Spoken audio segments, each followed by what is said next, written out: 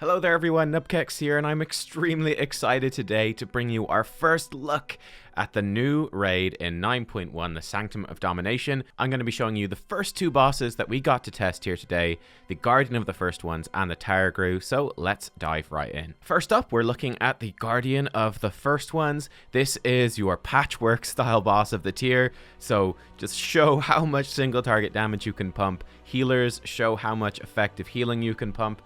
This is actually the 7th boss of the raid, although it is the first one that was available here for testing. So you can certainly expect this boss to put up quite a fight as the 7th boss. It's going to be pretty tough. So the core mechanics of how this guy works is that he has an energy bar which is slowly depleting. And whenever he runs out of energy, he's going to activate the purging protocol, which is going to start absolutely destroying your raid. So you have to stop him from running out of energy. How do you do that? Well, there are 3 energy cores around the room. So relatively simple, straightforward. When the boss is about to run out of energy, pull him to an energy core, and the energy core just starts discharging all of its power and recharging the Guardian of the First Ones. And that is your DPS check right there, okay? You have to kill him before you are out of energy cores. You can only recharge him 3 times. The thing that makes this boss so intense, though, are just the crazy environmental effects you have to deal with. Let's cover the big one first. The energy core, whenever it starts discharging into the boss, it is going to create this field around it that actually gives you like 90% damage reduction while you're standing in that field. Oh, that sounds pretty good, right? That sounds kind of nice.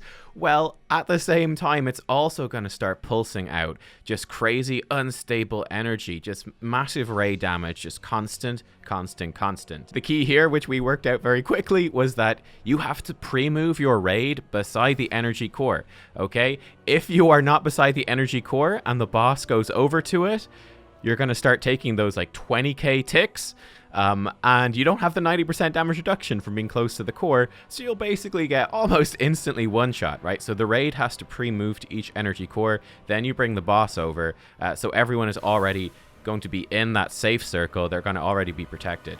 One thing that makes this much harder, though, is the threat neutralization. The boss is going to choose, with our raid side, 3 different players. He's going to put a massive circle around them, and then he's going to blast them with a huge AoE after a few seconds. So you have to spread out, not drop those on the raid, and that obviously gets very tricky when everyone has to be stacked within this relatively small safe zone, right? So you have to be quick. You have to spread out within that safe zone. So hypothetically, we had the boss, let's say, at the north point of the safe zone, thinking about a compass, and then we'd have one player with these threat neutralization circles go to the south, the west, and the east, right? So they'd be sort of all equally spread throughout the rest of the space, and there'd be a little bit of safe space still left. And the timing on this was pretty quick as well, and if you mess it up, you are super screwed. So yeah, expect that to be quite a challenge for most raid teams.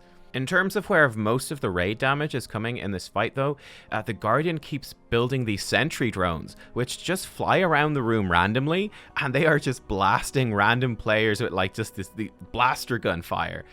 They also have this neutralization zone under them. If you step into that zone, you get pacified, which means you cannot use any abilities at all, and it also does a chunk of damage.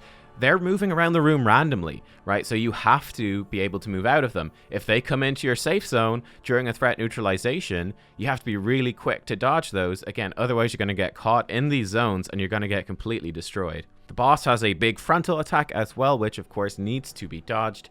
And, I forgot one of the most explosive things. Obviously an energy core, when it runs out of energy after powering up the boss for enough time, the energy core goes into a meltdown. It starts freaking out. It is going to explode. It will one-shot basically anyone that's near to it. If you get far enough away, it's going to do a flat chunk of damage, but it's a big chunk of damage. It was about 27,000 HP that it knocked off everybody when we were at a safe distance from it. So the way that we dealt with it was we would run towards the center of the room. We would drop things like AMC or a Spirit Link totem. Everyone would stack inside of that and try to survive. And you kind of just pray that one of the sentry drones doesn't come over you guys at that particular moment and kind of kill you. But yeah, this boss was just super fun to test. It was really awesome. I think what makes it so exciting is that like, there's just so much raid damage going on. You are getting absolutely smacked down by the sentry orbs. The boss himself does loads of damage. Whenever you trigger one of those cores, it is pulsing so much raid damage. So there's lots and lots of just consistent damage for the healers to heal. It means that you do want to be stacked up as much as you can be here on Heroic so that the healers can heal effectively. But then you've got all of these area attacks that the boss is doing, all these sentries flying around that kind of force you to move all of the time. The threat neutralization forcing you to move all of the time, that makes it stressful. And then again, moving coordinated as a raid to each new energy core, making sure you're not caught outside. Yeah, it's intense. It's super intense, super fun. I think this is going to be an incredible patchwork boss fight. Was really, really impressed with this one. Good specs for this. I mean, I'll give you a few quick thoughts. Obviously on Heroic, you can play absolutely anything and you'll be just fine. But single target specs, you know, Shadow Priest was great here. Assassination Rogue would be fantastic. Unholy DK still looks to be exceptional here as well, having that good single target damage. And of course, bringing AMZ.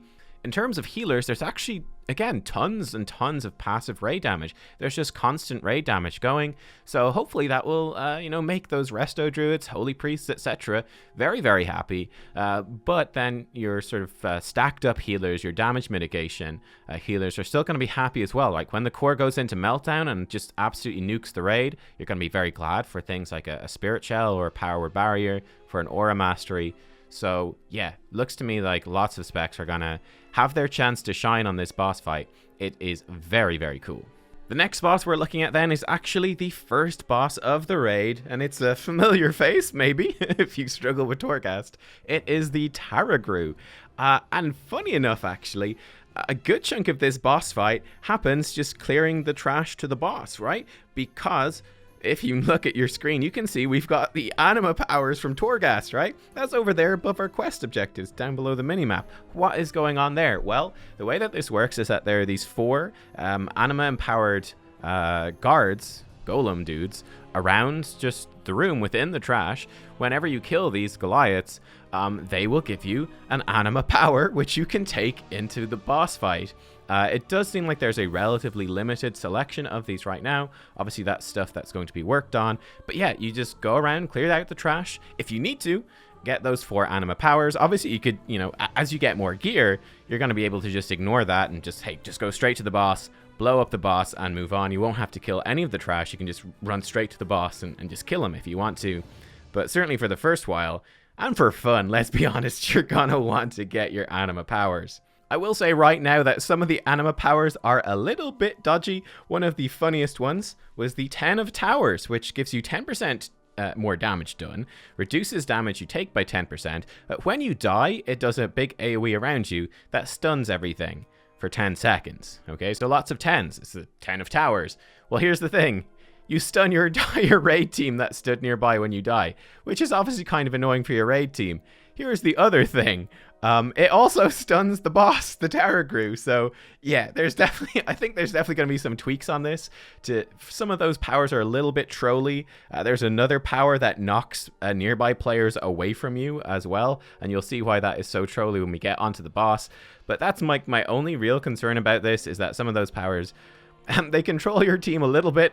It's very easy to wipe your raid with a bad power, so I imagine that they might smooth some of that stuff out. But let's talk about the boss himself, the Tarragrue. What does he do? Well, one of his big attacks is the Predator's Howl, which is going to put these fear circles around lots of different players. They can be dispelled though, so you can use mass dispels, or healers can dispel them to get rid of those. And of course, pro tip, one of the anima powers, which nobody on our team took because it's not a DPS increase. We want the ones that increase our damage, but there is an anima power that makes you immune to fears and to stuns. So that could be a good one to be able to avoid a lot of the tough mechanics here in the fight with the fears, and there's also a stun. Another massive mechanic this boss has, which is certainly, I think, the hard part of the fight. The most challenging thing, the thing that will be the biggest struggle for pug groups, is the Hungering Mist. So the boss is going to cover the entire room, except for one safe spot in this Hungering Mist. And you've got a few seconds to get to that safe spot.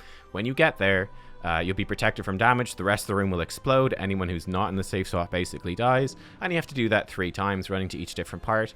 This was a little bit hard to see, I thought. So I expect them to make those visuals a little bit easier.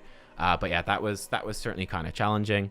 And then the other thing to definitely watch out for is the Grasp of Death, where the Tarragrue will focus chains of eternity around a player. And this is an 8-second dot, right? So they have 8 seconds until these chains go off. The boss will then throw chains at that player, heat-seeking chains. They can't be dodged or anything. They'll hit that player, stun them, and then after stunning them, the boss will grip the player to them, and he'll one-shot them. He'll just instantly kill them. So I believe that if you did have the anima power that made you immune to stuns, you would be fine, or you could human racial out of it.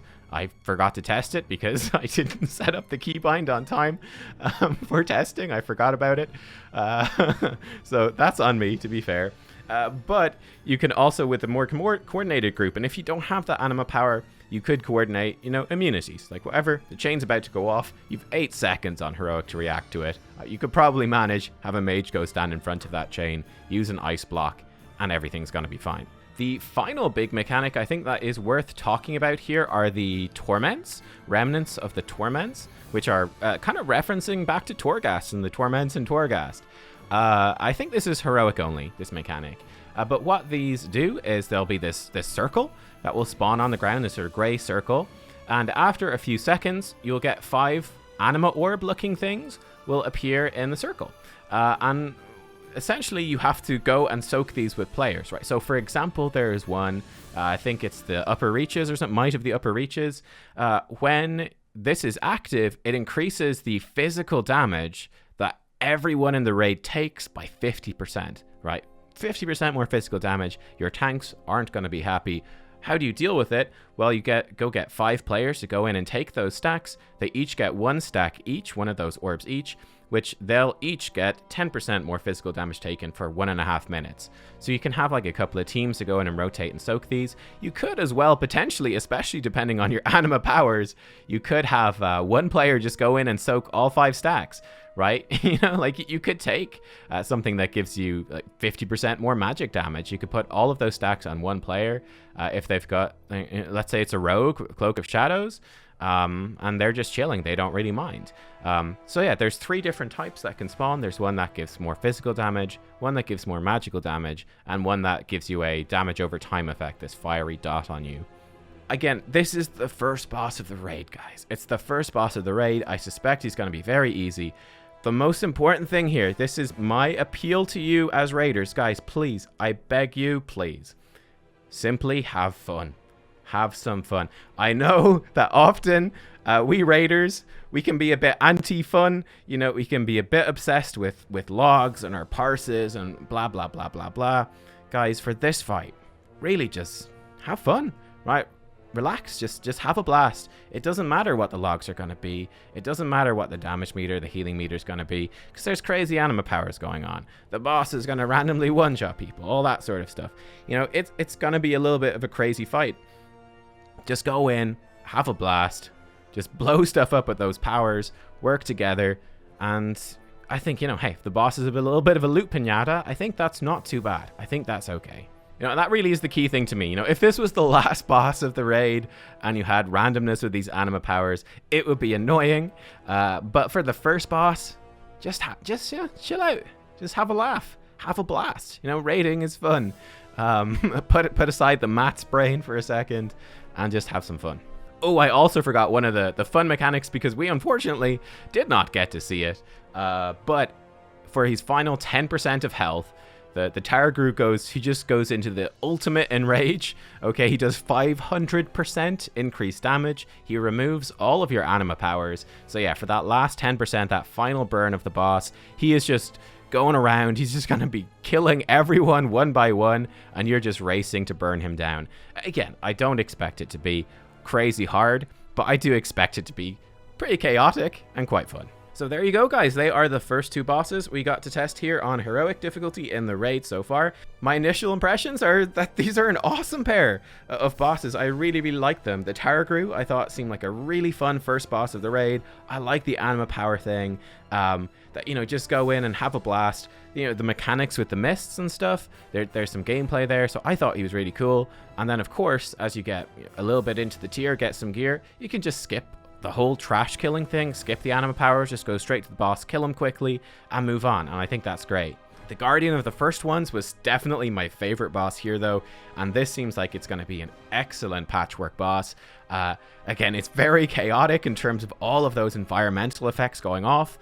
You have to be quick, you have to be precise in terms of where you move, and that adds a lot of stress to it, right? Having that precise movement on a boss that has very tight DPS and healing checks, that, yeah, it makes for a very intense boss fight where you want to be as efficient as possible for every single thing that you do in the fight. You want to squeeze as much performance out. It was actually kind of fun, I thought, that they had these 2 bosses to compare. The first one, the Tarragrue, which is, you know, the first boss of the raid. It's chill. It's, you know, you will kill it. Just have some fun, do the mechanics right, and you'll be grand. And then the Guardian of the first ones, where it's very opposite to that. It's like, okay, the boss is very scripted, it's very under your control, and you really, really want to min-max all your damage, all your healing to take him down. So there you are, guys. Let me know what you think, as always. Also, I will say, I know a lot of people have left comments that they are disappointed that we are back in Torghast, but my impression was that these environments looked absolutely awesome. They were super cool. I love the visuals. So I'm actually very, very hyped for the raid on that ground. I think this is going to be a really cool raid. It was my initial impression here. It looks phenomenal. So it does not bother me at all that is a Torghast themed raid. I actually think that it might work out in their favor, that they've had so much time to develop this sort of art style. But yeah, stay tuned on the channel as well. Make sure to subscribe, stick around. I'll be covering, hopefully, every single boss on raid testing. So thank you for watching, guys. I will see you next time. Bye-bye.